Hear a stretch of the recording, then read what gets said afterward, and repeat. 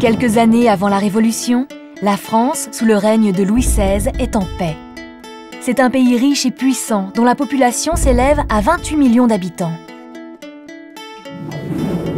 Depuis le début du XVIIIe siècle, un vent nouveau souffle sur l'Europe. Des idées nouvelles éclairent les esprits. En France, Montesquieu, Voltaire, Rousseau ou Diderot, les philosophes des Lumières, réfléchissent à une nouvelle organisation de la société. Dans les salons mondains, on parle de tolérance, de liberté, d'égalité. On parle également d'un pouvoir partagé entre le roi et les représentants du peuple, et on cite en exemple l'Angleterre, où la monarchie coexiste avec un parlement. Il faut dire qu'en France, la monarchie est absolue et de droit divin. La société française est divisée en 3 ordres: le clergé, la noblesse et le tiers-état.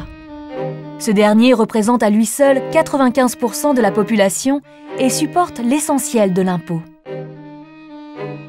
En 1786, la France est au bord de la faillite financière.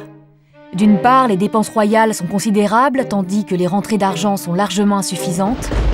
D'autre part, les mauvaises récoltes engendrent la disette et l'augmentation du prix du pain. Comment faire pour résoudre cette crise? Louis XVI dispose dans son entourage d'un homme qui n'est pas réfractaire aux idées nouvelles. Il se nomme Charles-Alexandre de Calonne, c'est le contrôleur général des finances de la France.